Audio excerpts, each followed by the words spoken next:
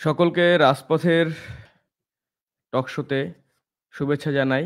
রাজপথের রাজনীতিতে আজকের আলোচনা সভায় আমাদের সাথে ২ জন তরুণ ছাত্রনেতা উপস্থিত আছেন।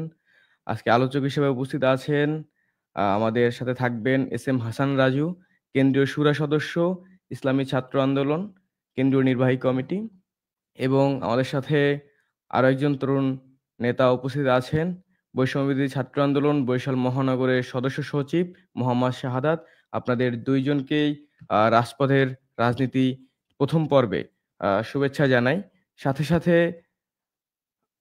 আমাদের যে আলোচনা যারা শুনছেন এবং যারা শুনবেন, সকলকেই রাজপথের নতুন আয়োজন, রাজপথের রাজনীতিতে আপনাদের স্বাগত জানাই এবং আমাদের দীর্ঘ বিরতির পরে রাজপথ আবার নতুনভাবে তার নিয়মিত আয়োজনগুলো চালিয়ে যাবে সেই প্রত্যাশা ব্যক্ত করি। সাথেই আমাদের এই আজকের আয়োজন আমাদের Facebook পেজ এবং YouTube এ আপনারা দেখতে পারবেন। তো আমাদের সাথে আজকে এই মুহূর্তে উপস্থিত আছেন শাহাদাত ভাই। শাহাদাত ভাই আজকের যে আলোচনা বিষয়, সেই বিষয়ে যদি আ আমরা আলোকপাত করি, সেখানে ভবিষ্যৎ ছাত্র রাজনীতি কোন দিকে যাচ্ছে?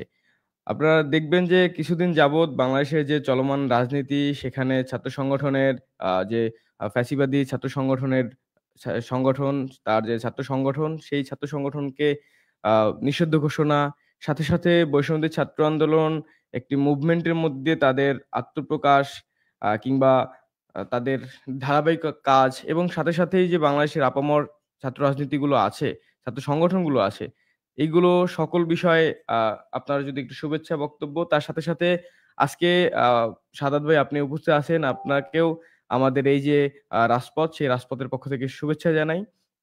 ভাই আপনি যদি একটু বলতেন যে আসলে ভবিষ্যৎ ছাত্র রাজনীতি কোন দিকে যাচ্ছে বা আসলে আ আপনারা বৈষম্যবিরোধী ছাত্র আন্দোলনের পক্ষ থেকে কিভাবে ভাবছেন আগামীর ছাত্র রাজনীতি কি হবে বা কিভাবে হবে?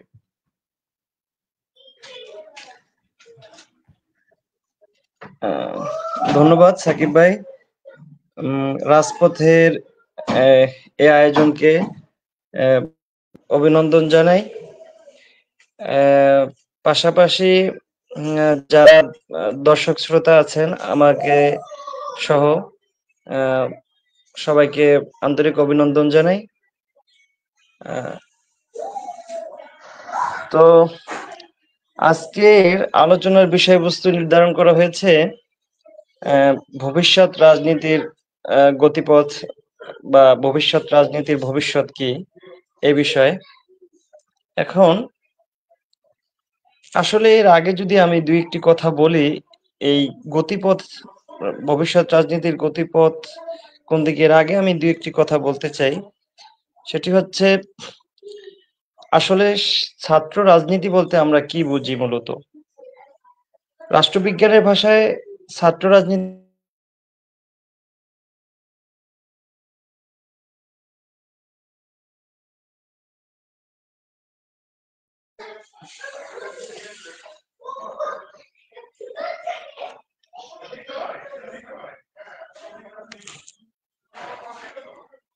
আমাকে কি শোনা যাচ্ছে?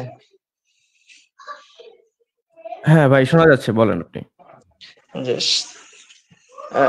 মূলত ছাত্রদের অধিকার নিয়ে কাজ করা, ছাত্রদের অধিকারকে এজেন্ডা হিসেবে গ্রহণ করা এবং ছাত্রদের স্বার্থ সংশ্লিষ্ট বিষয়কে কর্তৃপক্ষকে অবহিতকরণ এবং এই আলোকে সিদ্ধান্ত গ্রহণে কর্তৃপক্ষকে বাধ্য করা।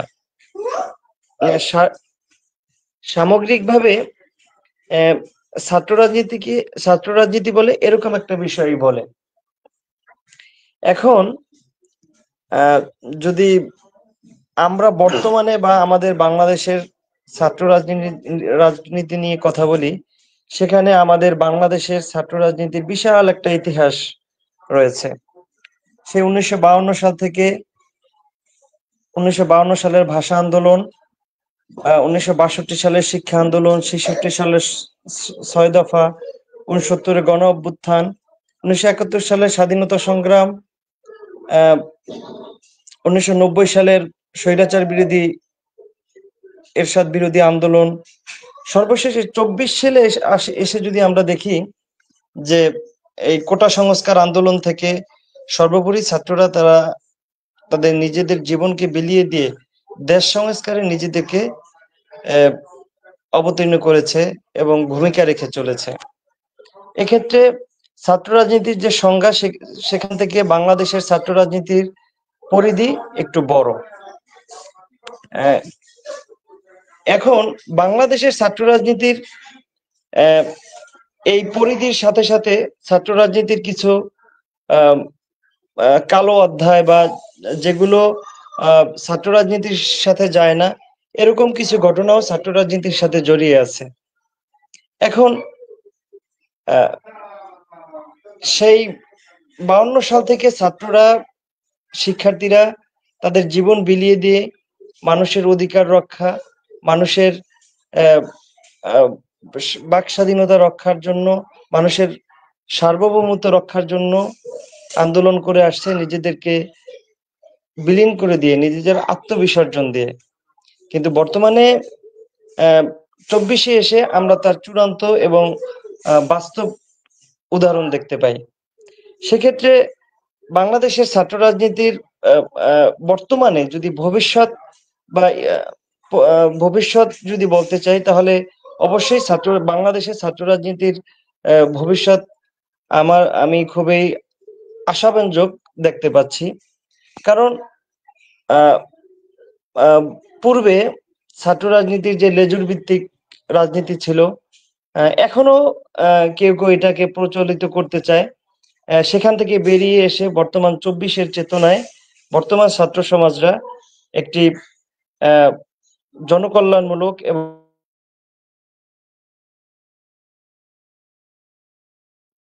করতে চায়। সেখানে সেখান থেকে বলা যায় যে ভবিষ্যতে বাংলাদেশের ছাত্র রাজনীতি যে পথে আগাচ্ছে, এটা একটি সম্ভাবনাময় দিক এবং আশা করা যায় যে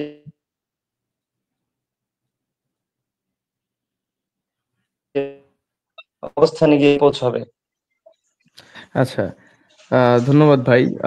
আমাদের যে আরেকজন অতিথি ছিলেন হাসান রাজু ভাই, সে কিছুক্ষণের মধ্যেই যুক্ত হবেন, সেই প্রতিশ্রুতি আমাদেরকে দিয়েছেন।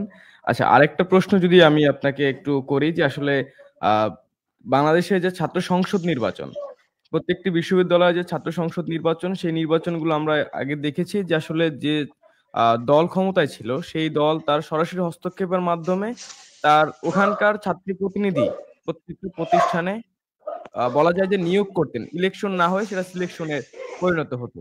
তো আসলে এই ছাত্র সংসদ নির্বাচন নিয়ে আপনাদের আপনি যেহেতু বরিশাল বিশ্ববিদ্যালয়ের শিক্ষার্থী, সেই ক্ষেত্রে বরিশাল বিশ্ববিদ্যালয়কে কেমন দেখছেন, এবং আপামর পুরো বাংলাদেশের শিক্ষা প্রতিষ্ঠানের ছাত্র সংসদ নিয়ে আসলে আপনাদের বৈষম্য বিরোধী ছাত্র আন্দোলনের কি ভাবনা? বৈষম্য বিরোধী ছাত্র আন্দোলন 24-এর আন্দোলনে নেতৃত্বদানকারী একটি সংগঠন। তারা কোটা সংস্কার আন্দোলন থেকে বাংলাদেশকে একটি দীর্ঘ 14 বছরের ফ্যাসিবাদী শাসন থেকে মুক্ত করেছে। এক্ষেত্রে এখন বৈষম্য বিরোধী ছাত্র আন্দোলন বাংলাদেশে একটি নতুন রাজনৈতিক বন্দোবস্ত করার জন্য চেষ্টা করে যাচ্ছে এবং নেতৃত্ব দিয়ে যাচ্ছে। আপনি আমাকে বাক্স নির্বাচন নিয়ে কথা বলতে বলেছেন। এখন এই নতুন রাজনৈতিক বন্দোবস্তের মধ্যে বাক্স নির্বাচন একটি অন্যতম এজেন্ডা। আমরা পূর্বেও দেখেছি লেজুর ভিত্তিক রাজনীতির মাধ্যমে ছাত্র রাজনীতিকে কলুষিত করা হয়েছে, এবং এই যে আজকে বর্তমান প্রেক্ষাপটে একটি ছাত্র রাজনীতি বা একটি ছাত্র রাজনৈতিক দলকে নিষিদ্ধ করা হয়েছে, এটা কেন হবে?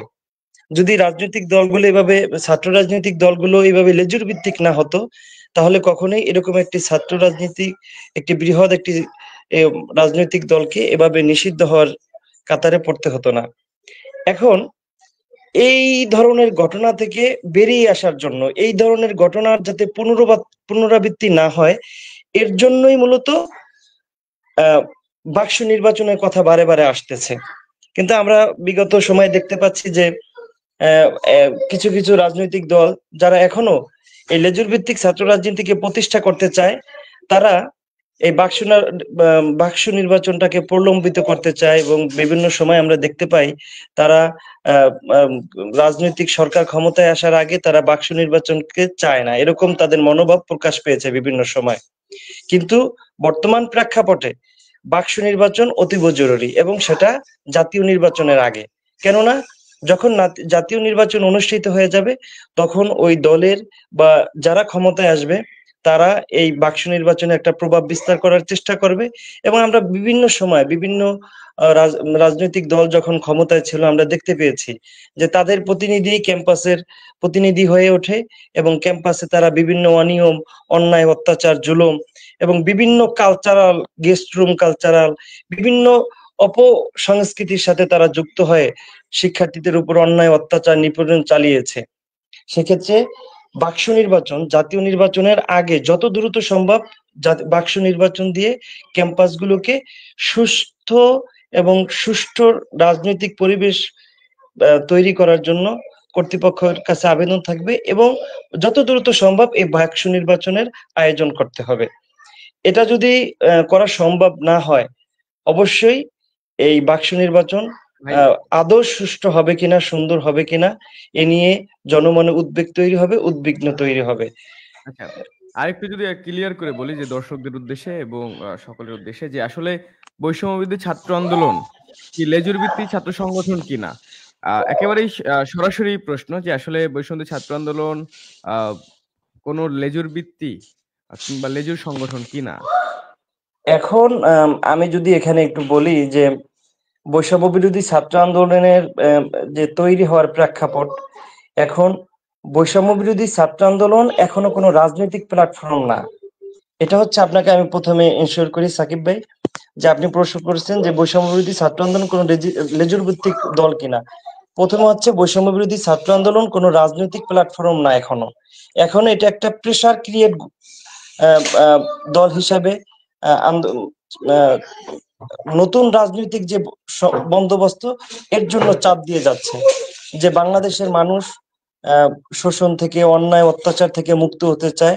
তারা আবার কোনো ফ্যাসিস্ট তৈরি হবে, আবার কোনো এই অপশাসন তৈরি হবে, এটা বৈষম্য বিরোধী ছাত্র আন্দোলন চায় না এবং সে লক্ষ্যেই কাজ করে যাচ্ছে।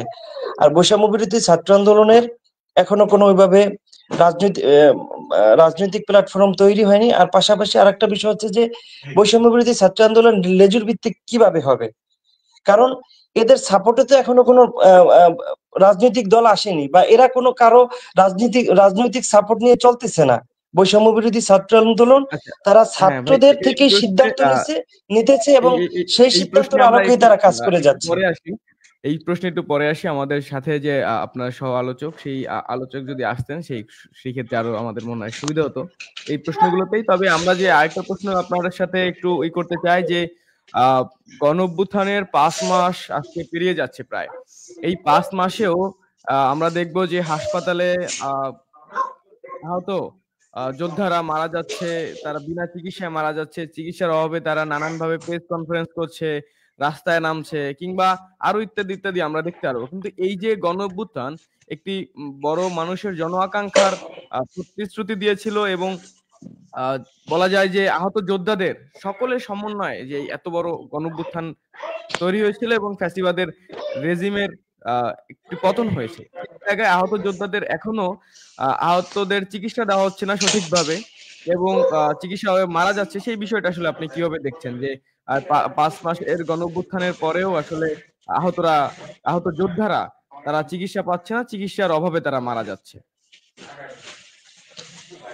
এখানে আমি যদি বলতে চাই, এখানে একটা সমস্যাও আছে। সমস্যাটা হচ্ছে প্রশাসন সহ আমরা যেটা ফিল করতেছি সেটা হচ্ছে যে আমাদের এই দীর্ঘ 14-15 বছর যারা আমাদেরকে শাসন, শোষণ, নির্যাতন করেছে, বৈষম্য বিরোধী আন্দোলন চলাকালীন সময় তারা একটা পক্ষ ছিল এবং তাদের সহযোগী একটা পক্ষ ছিল সরকারি পুলিশ প্রশাসন, কর্মকর্তা কর্মচারীরা। আর একটা পক্ষ ছিল গণ অভ্যুত্থানে অংশগ্রহণকারী ছাত্র জনতা। এখন বিভিন্ন সময় দেখা যায় যে এই এই যে আহত লোকটা বা যে আহত হয়ে আছে সে কি গণ অভ্যুত্থানের পক্ষের লোক ছিল নাকি বিপক্ষের লোক ছিল? সে কি ফেসিবাদের দোসর ছিল নাকি ছাত্র জনতার পক্ষের লোক ছিল? এটা অনেক সময় জাস্টিফাই করতে বা বিচার করতে দেরি হয়। এর কারণে দেখা যায় যে কিছু চিকিৎসার ক্ষেত্রে এবং আহতদের তালিকা করার ক্ষেত্রে এরকম কিছু সমস্যা তৈরি হয়েছে। যে আমি জানি না যে আমি একজন একজন একজন গ্রাম গ্রাম থেকে একদম প্রত্যন্ত অঞ্চল থেকে বা শহরের যে কোনো আনাজ কানাজ থেকে একজন আহত হিসাবে সে অ্যাপ্লাই করলো, আবেদন করলো। সে বলল যে আহত, সত্যিকারেই সে আহত, কিন্তু সে বৈষম্য বিরোধী আন্দোলন বা এই অভ্যুত্থানের পক্ষের শক্তি ছিল নাকি বিপক্ষের শক্তি ছিল, এই বিষয়গুলো জাস্টিফাই করতে কিছুটা সময় লেগে যাচ্ছে এবং এখানে কিছুটা সমস্যাও তৈরি হয়েছে।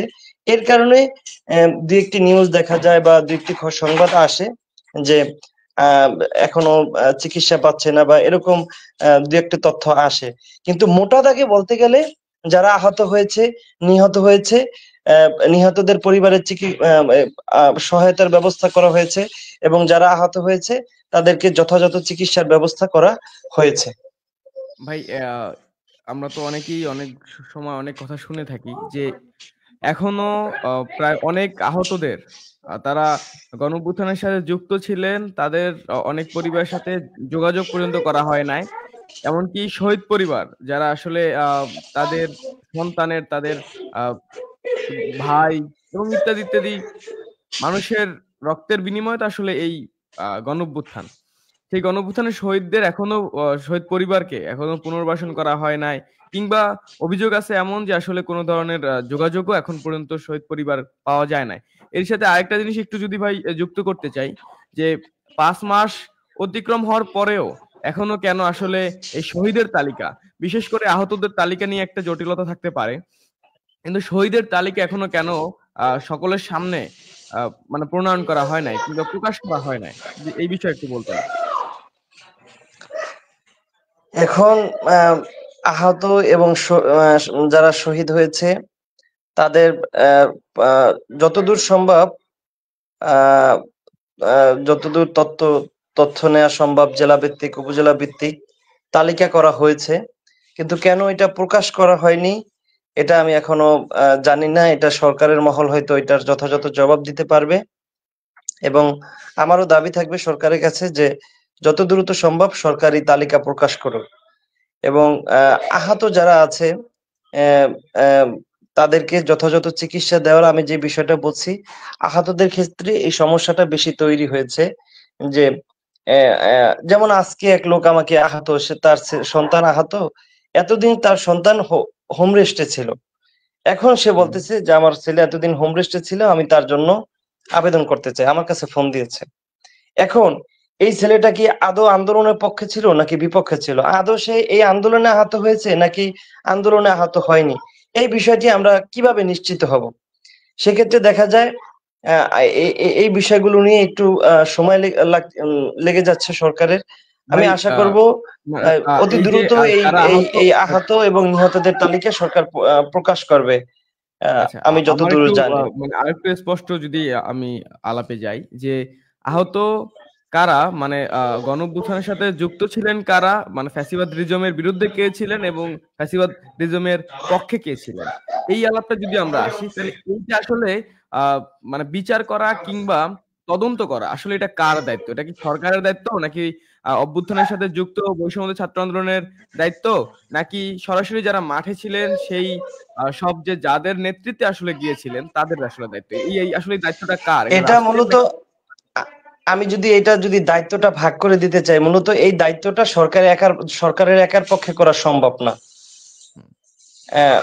কারণ এটা এটা সরকার একার পক্ষে, এরকম একটি অভ্যুত্থান পরবর্তী সরকারের পক্ষে এরকম একটা জরিপ চালানো একার পক্ষে সম্ভব না। যারা এই অভ্যুত্থানের সাথে জড়িত যেসব রাজনৈতিক দলগুলো ছিল, অভ্যুত্থানের পক্ষে যেসব রাজনৈতিক দলগুলো ছিল, এখানে সবারই একটা দায়িত্ব রয়েছে যে কারা অভ্যুত্থানের পক্ষের শক্তি ছিল বা কারা অভ্যুত্থানের সহযোগী ছিল।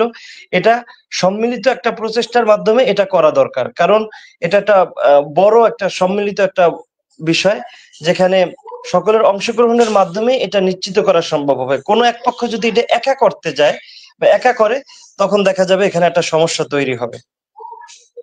আচ্ছা, সেই প্রক্রিয়া আমরা জানি যে সকলেই যে চলমান আছে, যে আহত এবং শহীদের তালিকা রাষ্ট্রীয়ভাবে উম, সকলের সামনে, জনগণের সামনে প্রণয়নের কথা কয়েকবারই বলা হয়েছে, কিন্তু এখনো তার কোনো তলব নাই। তবু আমরা চেষ্টা রাষ্ট্রের কাছে এবং সরকারের কাছে আহ্বান জানাই যে দ্রুত সময় যাতে এটা আমাদের কাছে জনগণের সামনে প্রকাশ করে। আচ্ছা ভাই, আরেকটা প্রশ্ন যেটা ছিল আসলে, বৈষম্য ছাত্র আন্দোলন যখন 5 তারিখের পরে, 5 আগস্টের পরে, এই বিজয়ের পরে নানানভাবে তারা জনগণের সামনে বোঝানোর চেষ্টা করেছেন এবং ছাত্রদের সামনেও বোঝানোর চেষ্টা করেছেন যে আসলে 72-এর সংবিধান, সেই 72-এর সংবিধান তারা আসলে বাতিল চায়। কিন্তু 72-এর সংবিধানে তো ভাই অনেক যে ব্যাপারগুলো আছে, যে ধর্মনিরপেক্ষতা, সমাজতন্ত্র, গণতন্ত্র, জাতীয়তাবাদ থেকে শুরু করে যে রাষ্ট্রের যে একটা কাঠামো, সেই কাঠামোর আমূল পরিবর্তন কি আপনারা চান? নাকি মানে আমার প্রশ্নটা এমন যে 72-এর সংবিধান কি পুরোপুরি বাতিল চান, না আপনারা 72-এর সংবিধান সংস্কার চান? এখন আমি যদি এখানে একটু বলি, যেমন ধরুন একটি শরীরের 70% নষ্ট হয়ে গেছে। এখন আমি কি বলবো যে আমি এটার এই শরীরটাকে রিনিউ করতে চাবো, যে আমি পুরাপুরি নতুন হতে চাবো, নাকি আমি বলবো যে আমার এই 70% বাদ ভাই, দিয়ে রাষ্ট্র আমাকে রাষ্ট্র আমাকে রাষ্ট্র আমার এই এবং তিরিশ শরীর, পার্সেন্টের সাথে রাষ্ট্র আমাকে এবং যুক্ত করুন। শরীরের সাথে তুলনা করা আসলে আমার মনে হয় না যে উচিত। কারণ রাষ্ট্র একটি আহ, অনেক বড় ব্যাপার, সেখানে অনেক মানুষের, অনেক জনগণের আহ যুক্ততা আছে, সেখানে অনেক মানুষ বসবাস করেন। তো রাষ্ট্র এবং শরীর এই দুইটাকে মনে হয় না এক করা যায়। আপনি হয়তো বা অন্য কোনো আচ্ছা, উদাহরণ যদি টানতে আমরা পারেন যে, আলাদাভাবেও ধরি, আমরা মানে সংবিধানের ভিতরেই থাকি, যে হ্যাঁ, সংবিধান বারে বারে 71-এর পর থেকে এ পর্যন্ত যারাই ক্ষমতায় এসেছে বারবার তাকে স্বৈরাচারী হয়ে উঠতে সহযোগিতা করেছে। হুম হুম, আমরা এটা বারবার দেখেছি। হ্যাঁ, অনেকবারই এখন সংস্কার সেই হয়েছে। সংবিধান সেই হুম সংবিধানকে যদি আহ, আমরা তো আহ, এটা তো এরকম না যে আমরা এই বিষয়গুলো ক্লিয়ার করেছি যে এই সংবিধানে কোনো ধারা আর আসবে না, এই সংবিধানে যেই আইনগুলো আছে এগুলো একেবারে বাতিল করে দেওয়া হবে, এরকম না বিষয়টা। এটার বাতিল চাওয়া হয়েছে এই কারণে যে এটার অধিকাংশই নষ্ট, যেখানে একজন স্বৈরাচার, একজন ফেসিবাদ তৈরি হয়ে আসতে পারে। আমরা নতুন করে তৈরি করব যেখানে একজন স্বৈরাচার, একজন ফেসিবাদ তৈরি হয়ে না আসতে পারে, এবং জনগণের আশা আকাঙ্ক্ষার মাধ্যমে। এটা এরকম না যে বৈষম্য বিরোধী ছাত্র আন্দোলন কিংবা সুশীল সমাজ কিংবা যারা আছে তাদের এক পক্ষের কোনো কথায় সংবিধানটা তৈরি হয়ে যাবে। সংবিধান তৈরি হওয়ার একটা লম্বা প্রসেস, একটা গণভোট হতে হয়, জনগণের কাঙ্ক্ষিত আশা আকাঙ্ক্ষা। যদি 72-এর সংবিধান যদি এখন এখন এই দেশের যে জনগণ আছে তারা যদি এটা না চায়, তাহলে সেই 72-এর সংবিধান কেন থাকবে? আবার যদি 72-এর সংবিধানের অধিকাংশ ধারাগুলো এদেশের জনগণ চায়, অবশ্যই সেই ধারাগুলো সংবিধানে যুক্ত থাকবে। কিন্তু জনগণ যদি মনে করে যে এটা এখন পরিবর্তন করা বা নতুন কিছুর দরকার, অবশ্যই সেটা করা উচিত। ভাই, 72-এর যে সংবিধান সংস্কার কিংবা বাতিল কিংবা নতুন করে সংবিধান রচনা ইত্যাদি ইত্যাদি নিয়ে আসলে যদি আপনি যেটা বললেন জনগণ যদি চায়, জনগণের কাছে কি কোনোভাবে গণভোট কিংবা এমন কোনো পদ্ধতি যে আসলে সংবিধান সংস্কারের জন্য যেসব বিষয়গুলো প্রয়োজন সেগুলো আসলে করা হচ্ছে না কিনা, মানে সরাসরি বলতে চাই যে আসলে গণভোটের মাধ্যমে জনগণের সিদ্ধান্ত নেওয়া হচ্ছে কিনা? না, জনগণের কাছ থেকে এখনো কোনো ওইভাবে তো সিদ্ধান্ত নেওয়া হয়নি। কিন্তু সেই প্রসেসে যদি যাওয়া হয়, অবশ্যই জনগণের কাছে যাওয়া হবে। কারণ জনগণের সিদ্ধান্ত ছাড়া তো কখনোই কোনো সংবিধান তৈরি হয় না, বা কোনো দেশেই এটা থাকেনি। আমরা যদি সংবিধান ইংল্যান্ডের কথাই বলি, সংবিধান সংস্কার কমিশন, বারবার সংবিধান সংবিধান পরিবর্তন হয়েছে। অন্য ইউরোপ কান্ট্রির বিভিন্ন দেশে দেখা যায় বারবার সংবিধান প্রণয়ন করা হয়েছে। বিভিন্ন দেশের উদাহরণ আছে, এরকম উদাহরণ হুম, আছে, হুম, উন্নত আছে। কান্ট্রির এরকম উদাহরণ আছে। কিন্তু আমরা আমরা আমরা পুরাতনকে কেন আঁকড়ে ধরে থাকতে চাই? আমরা নতুনত্বের যে ডাক এসেছে, বৈষম্য বিরোধী ছাত্র আন্দোলন সহ ছাত্র জনতার মাধ্যমে যে অভ্যুত্থান হয়েছে, সেই অভ্যুত্থানের আলোকে আবার নতুন করে সাজাই, যেন আবার নতুন করে কোনো ফ্যাসিস্ট, কোনো স্বৈরাচার, বা আবার কোনো এরকম মর্মান্তিক কোনো ঘটনা আমাদের সামনে আবার চলে না আসে। এই যে বলেন, এই 24-এর আন্দোলনে এতগুলো ভাইয়ের প্রাণ গেছে, তারা কি শুধু একটি নির্বাচনের জন্য প্রাণ দিয়েছে, যে একটা নির্বাচন হবে? এতগুলো মানুষের পঙ্গু হাত পা বিকলাঙ্গ হয়েছে, পঙ্গুত্ব বরণ করেছে, তারা কি শুধু একটি নির্বাচনের জন্য তাদের এই হাত পা অঙ্গহানি করেছে? তারা শুধুমাত্র নির্বাচন না, অন্তত কিন্তু ভাই আপনি যদি তাদের দেখেন তাদের শুধু- আমার এখানে মতামত হচ্ছে, যারা নিহত হয়েছে তাদের পরিবার, যারা আহত আছে তাদের মতামত নেওয়া হোক। অন্তত তারা এটা চায় কিনা। আচ্ছা, এখন আপনি যদি বলেন যে আসলে কি বলে যে নিহতদের বা আহতদের শুধুমাত্র বিবেচনায়, তাহলে আমি একটু আরেকটু প্রশ্ন করি যে আসলে জুলাই বিপ্লবে আহতদের 100 জন পুলিশের চাকরি পাচ্ছে, এই বিষয়টা আপনি কিভাবে দেখছেন যে আহত যোদ্ধাদের যারা আছেন সেই জুলাই বিপ্লবে তাদের মধ্যে 100 জন তারা এই যে পুলিশের যে নতুন নিয়োগ সেই নতুন নিয়োগে চাকরি পাচ্ছেন, এই বিষয়টা কি ভাই আসলে আপনারা যে আহ, বিষয়ে আন্দোলন করলেন যে একটা বৈষম্যহীন একটি কোটা মুক্ত একটি রাষ্ট্র এবং সকলে চাকরির ক্ষেত্রে সকল নাগরিকের জন্য সকল শিক্ষার্থীর জন্য সমান অধিকার, সেই বিষয়টা আবারও সেখানে কোটার চলে গেল কিনা আসলে? এখানে একটি বিষয় আমি স্পষ্ট করি, আমাদের যে কোটা বিরোধী আন্দোলন ছিল সেখানে আমাদের প্রথম দাবি ছিল যে কোটাকে যৌক্তিক পর্যায়ে নিয়ে আসতে হবে। মূলত হ্যাঁ, কোটার যৌক্তিক যে সংস্কারের কথা সমস্যাটা তৈরি বলছিলেন হয়েছে আপনি। মুক্তিযোদ্ধাদেরকে আহ, আহ, প্রজন্মের পর প্রজন্ম, আমরা তো কোনো আমাদের বৈষম্য বিরোধী ব্যানার বা কোনো ছাত্র জনতা এরকম প্রশ্ন তোলেনি যে একজন মুক্তিযোদ্ধা সে কোটা পেতে পারে না, এরকম প্রশ্ন কেউ কখনো তোলেনি। কিন্তু তার প্রজন্মের পর প্রজন্ম যখন সে কোটার মাধ্যমে এই চাকরি পাবে, আমরা সেই বৈষম্যের কথা বলেছি। 71-এ যারা বীর মুক্তিযুদ্ধ ছিল তারা এইটাও কি ভাতা কোটা না পাবে না, ভাই? তাদের এই যে তারা এই সহায়তা অভ্যুত্থান পাবে না। অভ্যুত্থান পরবর্তী সময়, অভ্যুত্থান পরবর্তী সময় যারা অভ্যুত্থানে অংশগ্রহণ করেছে এমন 100 জন পুলিশে চাকরি পাচ্ছে, এটা কি আসলে এই যে গণ অভ্যুত্থান কোটা বলা যায় না? না, আমি বিষয়টা ক্লিয়ার করি, তাহলে আরো সুন্দর হবে।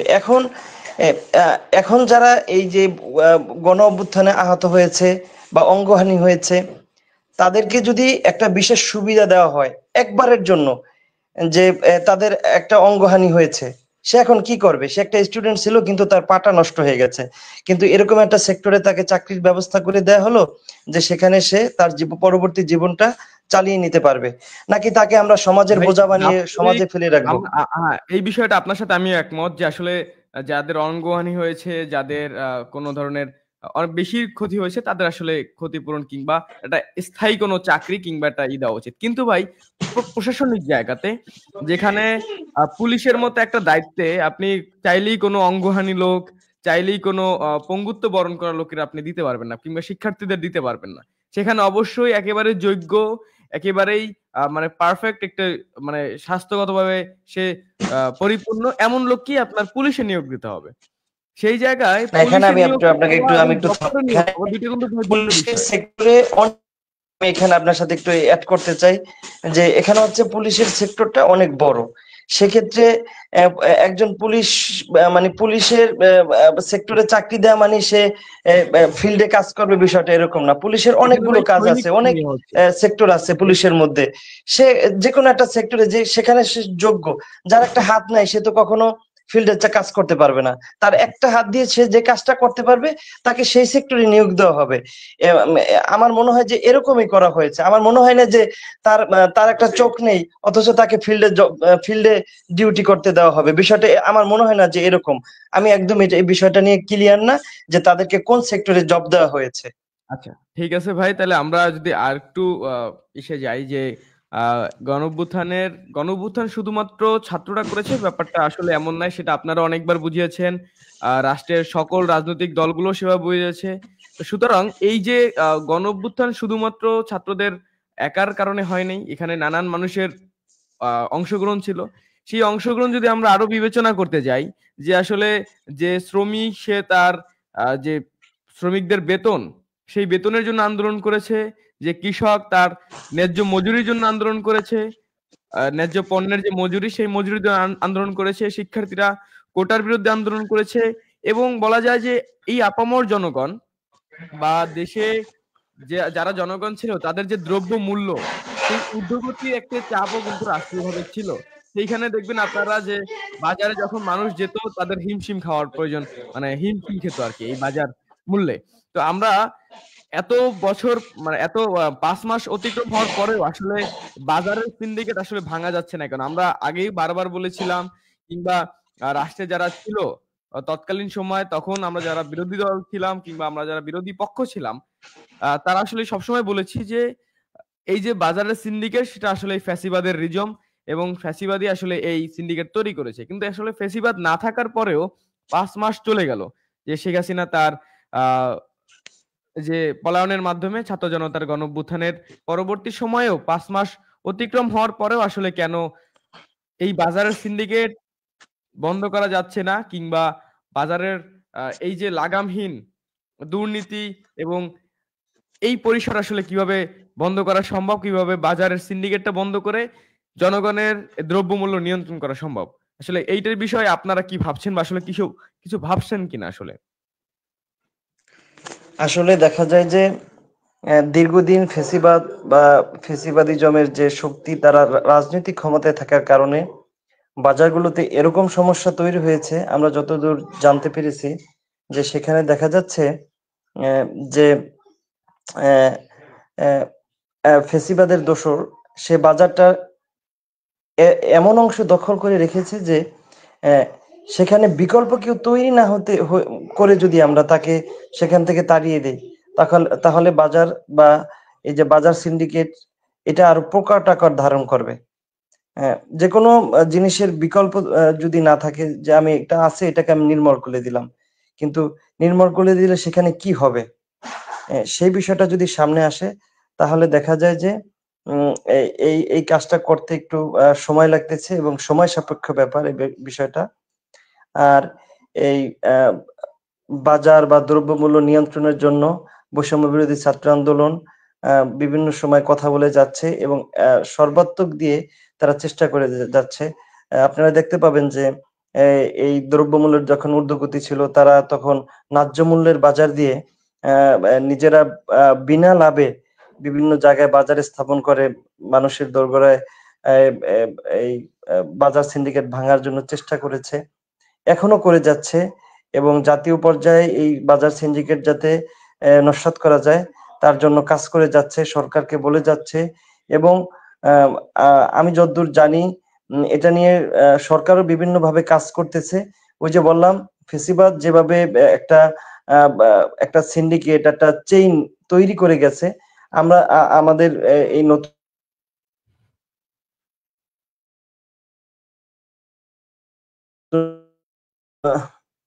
বিকল্প একটা চেইন বা বিকল্প একটা ব্যবস্থা চালু না করে এই এই বাজার সিন্ডিকেটটা ভাঙা ততটা সহজ না। এবং তাহলে বলতেছেন ভাই যে আসলে যতদিন না পর্যন্ত চেইন, কিংবা আপনার কথা অনুযায়ী যে আসলে চেইন তৈরি করা না যাচ্ছে, ততদিন পর্যন্ত বাংলাদেশের সিন্ডিকেট চলবে, মানে এভাবে চলমান থাকবে।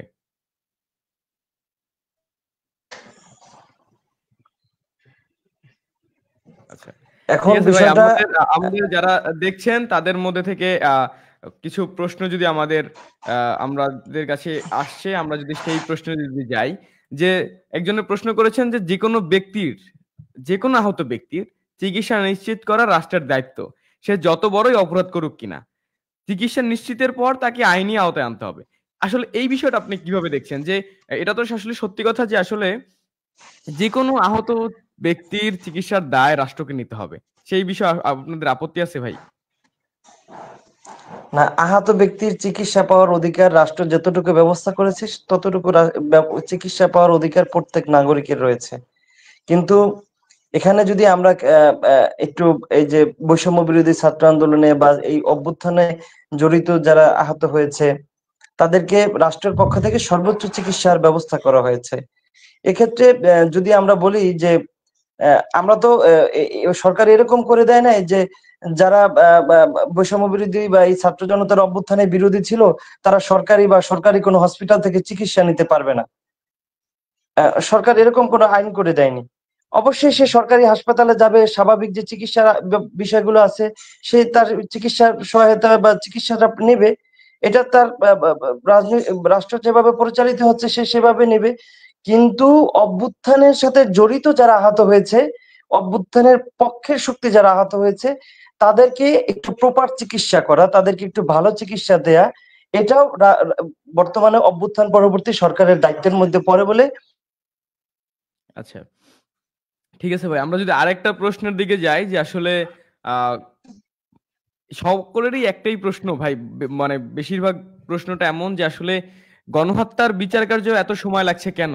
দেখবেন যে আসলে আহ এই আমরা যখন আপনারা যখন রাস্তায় আন্দোলন করেছেন, কিংবা এই যে ১৬ বছরের যে আন্দোলন, সেই আন্দোলন যারা করেছে, এই ফ্যাসিবাদের বিরুদ্ধে যারা আসলে আন্দোলন করতে গেছে, কিন্তু দেখবেন আপনি যে সেই সকল নেতাকর্মীদেরকে ঘর থেকে খুঁজে, কিংবা আমরা দেখেছি যে বাঁশবাগান, ধান ক্ষেত ইত্যাদি, ইত্যাদি জায়গা থেকে তুলে নেওয়া হয়েছে।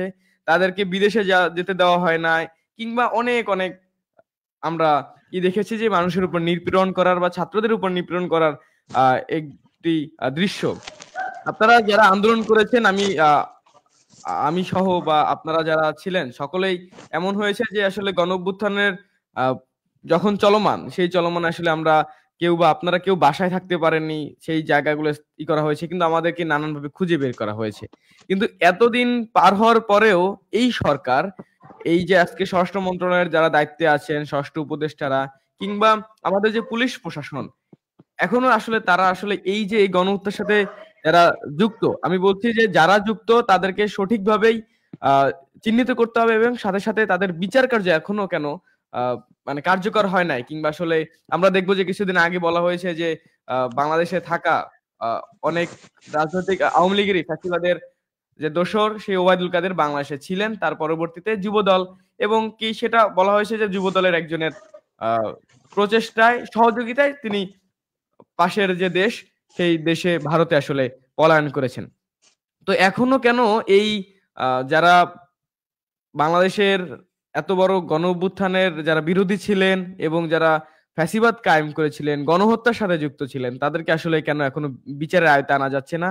তাদের কেন এখনো চিহ্নিত করে আহ বিচারের আয়তে আসলে আনা যাচ্ছে না? একটু যদি বলতেন ভাই। হ্যাঁ, আমাকে আহ ভাই, আপনার সম্ভবত একটু নেটওয়ার্কের সমস্যা। হ্যাঁ ভাই, এবার শোনা যাচ্ছে আর কি আপনাকে। এখানে গণ অভ্যুত্থানে বা এই গণ আন্দোলনে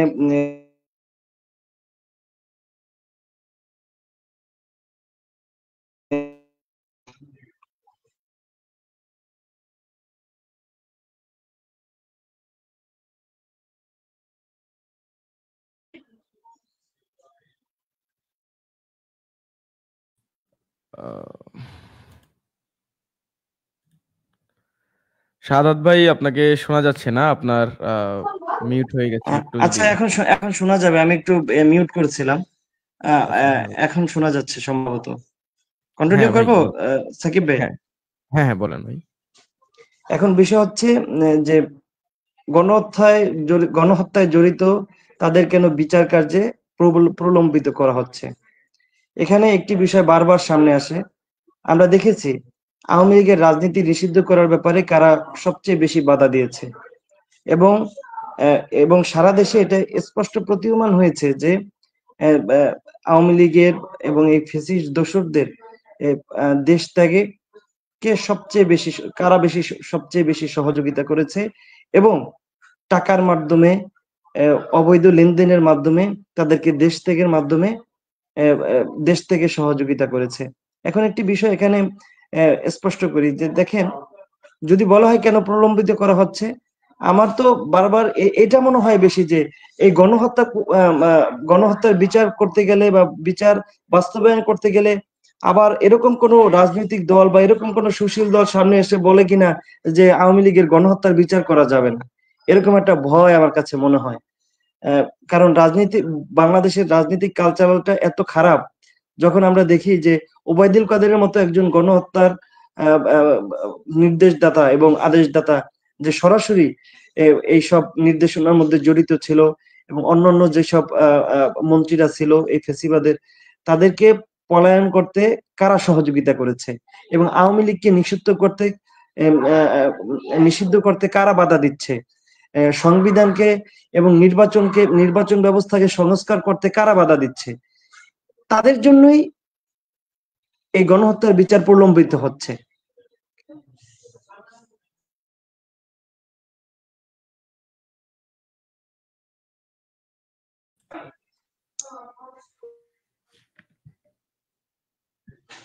আম, এ- এ- হ্যাঁ, সাদাত ভাই। আচ্ছা এবং এখন যারা হ্যাঁ ভাই বলেন ভাই।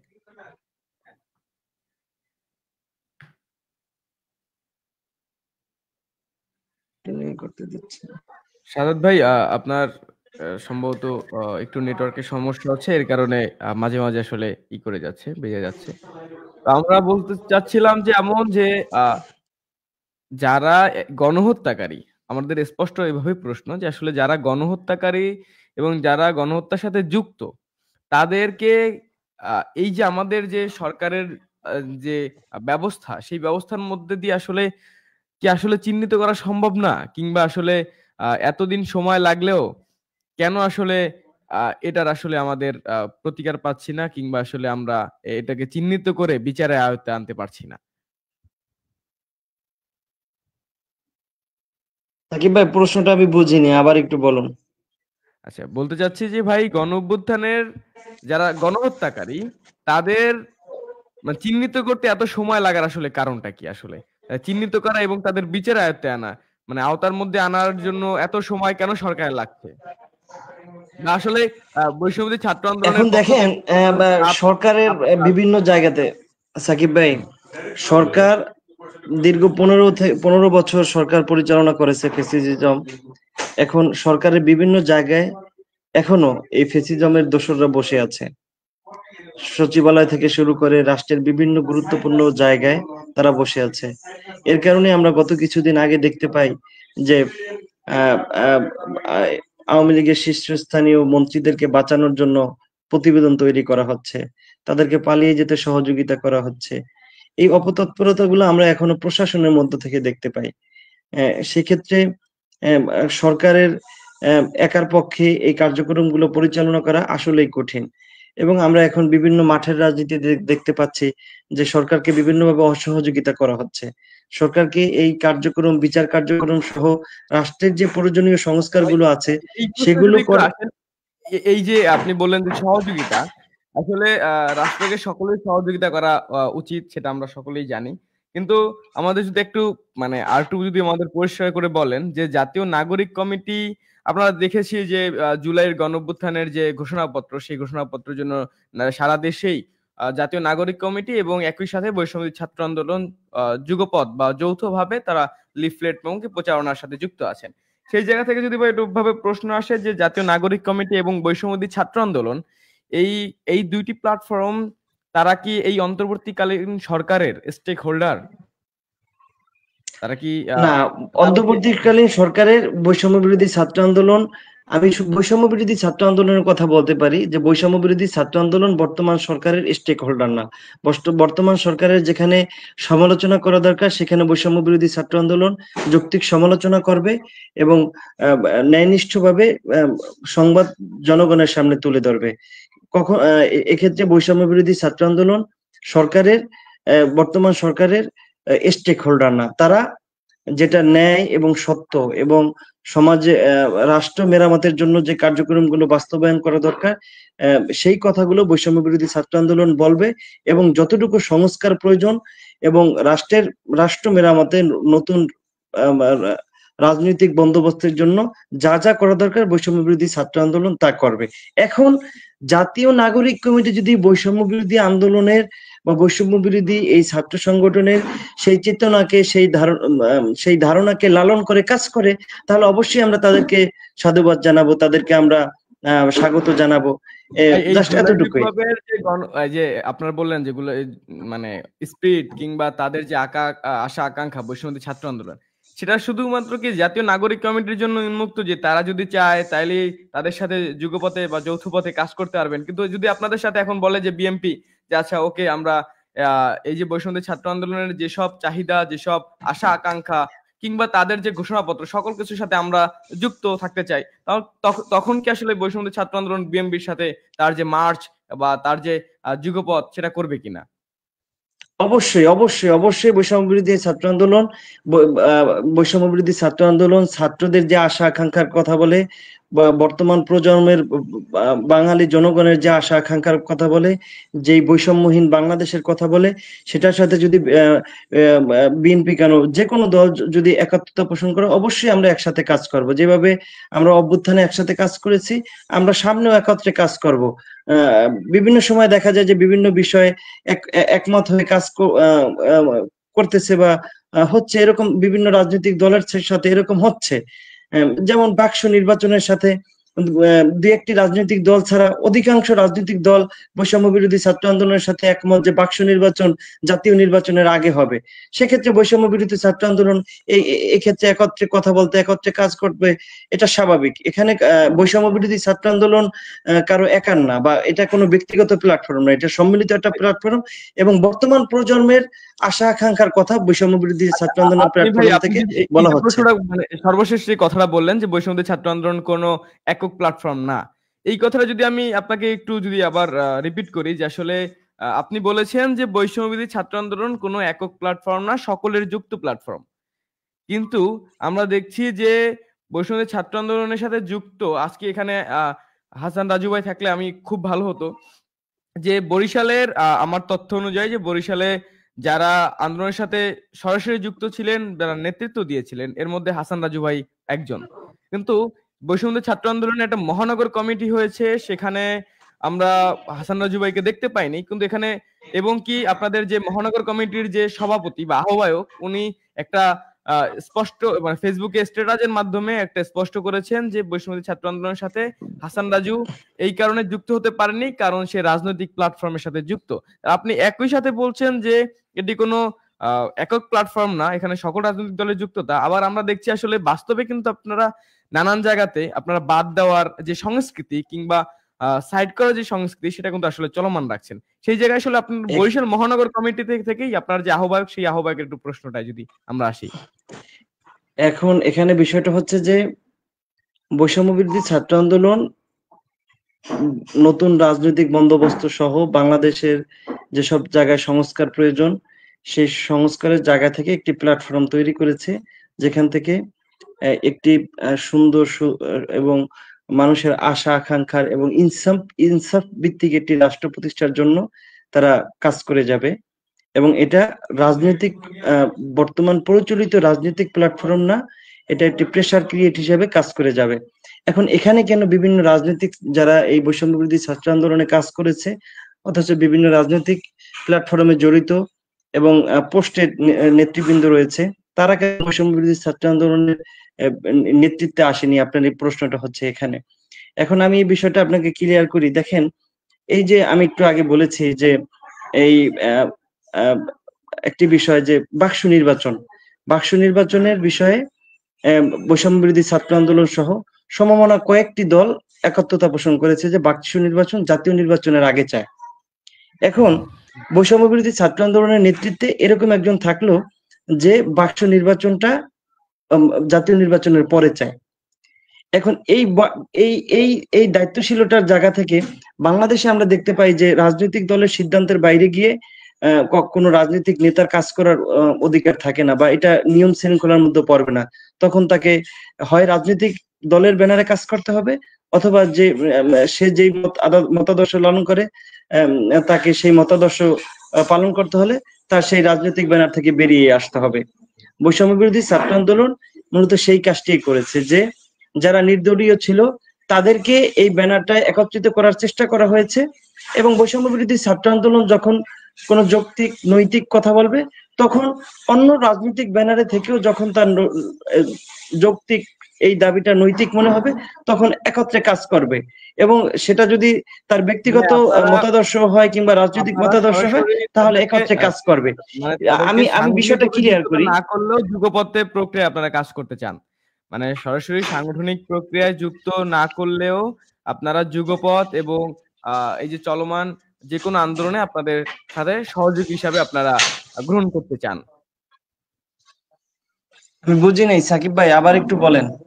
আমরা বলতে চাচ্ছি যে আপনারা সরাসরি সাংগঠনিক প্রক্রিয়ায় রাজনৈতিক নেতৃবৃন্দদেরকে স্থান না দিলেও যেকোনো চলমান প্রক্রিয়ায় কিংবা চলমান আন্দোলনে আপনারা তাদের সাথে যুগপৎ ধারায় একত্রিত হয়ে কাজ করতে চান। এটা তো আপনার বক্তব্য। অবশ্যই, অবশ্যই। বর্তমানে আমরা ভাই এটা আমরা অবশ্যই আমাদের আমরা আমাদের এরকমটাই চাই আমার যে যেগুলো যেই নৈতিক যৌক্তিক এবং নৈতিক বিষয়গুলো আছে সেখানে অবশ্যই আমরা একত্রে কাজ করব এবং নতুন রাষ্ট্র মেরামতে, রাষ্ট্র সংস্কারে সবাই একত্রে কাজ করব। আমরা এটাই মূলত চাই। আচ্ছা, আরেকটু ভাই, আমাদের শেষের প্রশ্ন। আহ আমাদের প্রায় যে নির্ধারিত সময়, সেই নির্ধারিত সময় আমাদের প্রায় শেষ হয়ে যাচ্ছে। তো আমাদের শেষের প্রশ্ন, এবং এই প্রশ্নের মাধ্যমে আসলে আমাদের আজকের আলোচনা এখানে শেষ করব। এবং আমাদের সাথে যে ছিলেন আহ, ইসলামী ছাত্র আন্দোলনের কেন্দ্রীয় শুরা সদস্য হাসান রাজু ভাই, তার একটু সমস্যার কারণে এবং মিডিয়াগত সমস্যার কারণে তার আজকে আমাদের সাথে যুক্ত হতে পারেননি। আগামী দিনে হয়তো বা আমরা তাকে আহ, যুক্ত করব অন্য কোনো এক আলোচনায়। আমরা হাসান রাজু ভাইয়ের কেউ আসলে আমাদের এই যে রাজপথ, সেই রাজপথের পক্ষ থেকে শুভেচ্ছা জানাই। সাথে সাথে ভাই, আপনার জন্য শেষ প্রশ্ন যে বৈষম্য আমরা দেখেছি যে ছাত্র দল, ছাত্র লীগ, এই দুইটি সংগঠনের মধ্যে নানান সময় কমিটি নিয়ে নানান জায়গাতে আমরা দেখেছি যে সংঘাত, সংঘর্ষ, আহত, নিহত ইত্যাদি ইত্যাদি আমরা দেখেছি। কিন্তু আপনি একটা জিনিস খেয়াল করেছেন কিনা, যে বৈষম্য ছাত্র আন্দোলনের কেন্দ্রীয় কার্যালয়ে আহ মারামারি হয়েছে কমিটি নিয়ে, এবং সেই জায়গাতে 3 জন আহত হয়েছেন। আহত হয়ে তারা ঢাকা মেডিকেল পিজি হাসপাতালে ভর্তি আছেন। তো এই জায়গাটা আপনি কিভাবে দেখছেন, যে একদিকে আপনারা বলছেন যে আপনারা একটি চাপ সৃষ্টিকারী গোষ্ঠী ছাত্র সংগঠনে পরিণত হচ্ছেন, আবার একই জায়গাতে আমরা দেখছি যে পোস্টের কারণে সেখানে আমি উদাহরণ হিসাবে দেখতে পারি যে বরিশাল জেলা কমিটি, বৈষম্যবিরোধী ছাত্র আন্দোলনের বরিশাল জেলা কমিটি, রাজশাহী, নরসিংদী, চট্টগ্রাম ইত্যাদি ইত্যাদি থেকে শুরু করে মিরপুরে অনেক জায়গাতেই কমিটি ঘোষণা করার পরেও 1 ঘন্টা, 10 মিনিট, 15 মিনিট, 2 ঘন্টা ইত্যাদি ইত্যাদি সময়ের পরবর্তী সময় আবার কিন্তু সেটা বিলুপ্ত ঘোষণা করা হয়েছে, কিংবা আবার সেটাকে স্থগিত করা হয়েছে। এই বিষয়টা আসলে আপনি কিভাবে আসলে আমাদেরকে বলবেন, যে আসলে বৈষম্য ছাত্র আন্দোলন একাধারে চাপ সৃষ্টিকারী গোষ্ঠী, আবার আমরা দেখছি যে পদের কারণে বা কমিটিতে অনেক জায়গাতেই ঘোষণা করা হয়েছে এমন, যে বৈষম্য ছাত্র আন্দোলনের সাথে যুক্ত যারা, তাদের বেশিরভাগ আওয়ামী লীগ কিংবা ছাত্রলীগের সাথে যুক্ত ছিল। আবার বরিশালে কিছুদিন আগে একটা ঘটনা ঘটেছে, আপনারা জানেন যে বরিশালে বিবি পুকুর পাড়ে আওয়ামী লীগের পার্টি অফিসের সামনে জাতীয় নাগরিক কমিটির একটি বিজয় দিবসে একটি প্রোগ্রামে, সেখানে কৃষক দল, যুব দলের সম্মিলিত হামলা হয়েছে। সেখানে হামলার পরবর্তীতে তারা জানিয়েছেন যে এই যে হামলার কারণ হিসেবে তারা দেখিয়েছেন যে আওয়ামী লীগের দোসররা সেখানে ছিল। এই বিষয়গুলো ভাই, সকল কিছু যদি একই সাথে আপনি একটু আলোচনা করেন, যে পোস্টের কারণে কিংবা নানান জায়গায় এভাবে বিতর্কের কারণ কি হতে পারে, কিংবা আসলে কিভাবে আসলে আপনাকে এটা দেখছেন। এখন এখানে সাকিব ভাই, যদি আপনাকে প্রথমে আমি একটু এনশিওর করি, এটা হচ্ছে যে বরিশাল নগর ভবনের সামনে যে ঘটনা ঘটেছে সেখানে বিএনপি বা যুব দলের পক্ষ থেকে, কৃষক দলের পক্ষ থেকে যে বিবৃতি দেওয়া হয়েছে সেটা হচ্ছে এরকম ছিল যে তারা জানতো না যে এটা জাতীয় নাগরিক কমিটির সভা বা মিটিং। এখানে তারা অজ্ঞতাবশত এখানে এই অশোভন আচরণ করেছে। এখানে ওরকম কোনো বড় ধরনের কোনো মারামারি বা হাতাহাতি এরকম কিছু হয়নি। পরবর্তীতে তারা এই বিষয়টা উভয় পক্ষের মাধ্যমে এটা সমাধান করা হয়েছে। দ্বিতীয় বিষয়টা হচ্ছে যে কমিটি নিয়ে কেন কোন্দল হচ্ছে। আসলে দুই একটি জায়গায় দেখা যায় যে কমিটি নিয়ে সবাইকে খুশি করা যায় না। আসলে আমার যারা ছাত্র রাজনীতির সাথে যুক্ত, বৈষম্য বিরোধী ছাত্র আন্দোলনে বিশেষ করে যারা যুক্ত হয়েছে অধিকাংশই নতুন, এবং সবাই সংগঠনের যে কাঠামো বা সংগঠন বলতে কি বোঝায় এগুলো অনেকে, আমি এতদিনে যতটুকু বুঝতে পেরেছি অনেকে এই বিষয়গুলো বোঝে না বা এখনো বুঝে উঠতে পারেনি।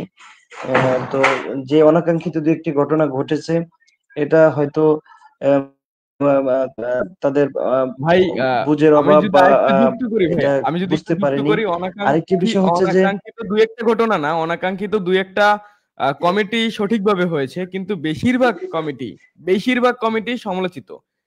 এবং কি সেখানে আপনি একটা জিনিস ভাবেন যে আসলে দায়িত্ব পাওয়ার জন্য কিংবা সঠিক লোককে দায়িত্ব দেওয়া হয় নাই, এর কারণে ২ গ্রুপের সংঘর্ষে ৩ জন হাসপাতালে ভর্তি। ব্যাপারটা কিন্তু ওই খুবই নরমাল ভাবে আসলে মানে আমার চোখে পড়ছে না। এখন বিষয়টা হচ্ছে যে বৈষম্যবিরোধী ছাত্র আন্দোলন যতদিন প্রেশার ক্রিয়েট করে যাবে বা থাকবে, ততদিন হয়তো একটি কমিটির মাধ্যমে থাকার ইচ্ছা পোষণ করেছে। সেক্ষেত্রে একটি কমিটি দেওয়ার মাধ্যমে সবাইকে খুশি করা তো সম্ভব না।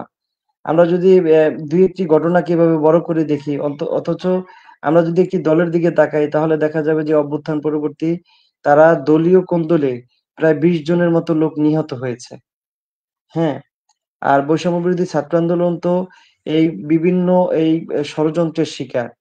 বিভিন্ন সময় দেখা যায় যে বৈষম্য বিরোধী ছাত্র আন্দোলনকে প্রশ্নবিদ্ধ করার জন্য বিভিন্ন মিথ্যা সংবাদ ছড়ানো হচ্ছে, তাদের নামে গুজব ছড়ানো হচ্ছে, তারা কেলেঙ্কারি করছে এরকম গুজব ছড়ানো হচ্ছে। এই বিভিন্ন ষড়যন্ত্র থেকেও বৈষম্য বিরোধী ছাত্র আন্দোলন মুক্ত নয়। সেক্ষেত্রে আমি বলবো এগুলো মানে বড় আকারে না দেখে, মোটা দাগে না দেখে বৈষম্য বিরোধী ছাত্র আন্দোলনের যে ব্যানার তৈরি হচ্ছে, সেখানে সকলের একত্রিত হয়ে সহযোগিতা করা উচিত এবং তারা যে জনগণের আশা আকাঙ্ক্ষার কথা বলছে, সেখানে সবার সহযোগিতা করা উচিত বলে আমি মনে করি। আচ্ছা ভাই, আমরা অনেকক্ষণ আলাপ আলোচনা করলাম এবং আ আপনাকে অবশ্যই ধন্যবাদ জানাই এবং সাথে, সাথে আ আপনারা যারা আমাদের সাথে উপস্থিত ছিলেন এতক্ষণ, যারা সরাসরি শুনেছেন, যারা আপনাদের মন্তব্য জানিয়েছেন, সকলকেই রাজপথের পক্ষ থেকে রাজপথের রাজনীতির ১ম পর্বে আপনাদের সকলকে শুভেচ্ছা জানাই এবং আমরা প্রতি সপ্তাহে রবিবার নিয়মিতভাবে রাজপথের রাজনীতি সেই পর্বগুলো নিয়ে আসবো। সেখানে আমাদের সাথে নানান অতিথিবৃন্দ থাকবেন। আপনাদের সকলকে দেখার আহ্বান জানাই। একই সাথে সাদাত ভাই থেকে শুরু করে হাসান রাজু ভাই আজকে উপস্থিত হতে পারেননি। তবুও আমাদের রাজপথের পক্ষ থেকে তাদেরকে শুভেচ্ছা জানাই এবং আপনাদের আলোচনা আমাদের অনুপ্রাণিত করবে। আগামী দিনে ছাত্র রাজনীতি হবে প্রত্যেকটি শিক্ষার্থীর জন্য একটি নিরাপদ ক্যাম্পাস, একটি মানবিক বাংলাদেশ বিনির্মাণে। সেখানে বৈষম্যবিরোধী ছাত্র আন্দোলন থেকে শুরু করে ইসলামী ছাত্র আন্দোলন, আ জাতীয়তাবাদী ছাত্র দল সহ বাংলাদেশের চলমান প্রত্যেকটি ছাত্র সংগঠন জনগণের পক্ষে, শিক্ষার্থীদের পক্ষে থাকবে সেই আশা ব্যক্ত করি। সাথে, সাথে সকলকে আবারও আ আপনারা যারা আমাদের সাথে এতক্ষণ যুক্ত ছিলেন, যারা পরবর্তীতে এই টক শো দেখবেন, সকলকে শুভেচ্ছা জানাই এবং আমাদের এই যে আয়োজন, সে আয়োজনকে বিস্তার করার জন্য অবশ্যই আমাদের আ ফেসবুকের পেজের এবং ইউটিউবের সাথে থাকবেন সেই আশা করি। সকলকে শুভরাত্রি। আবার দেখা হবে আগামী রবিবার। আ আগামী রবিবার দেখা হচ্ছে নতুন আলোচকদের সাথে। সকলকে ধন্যবাদ।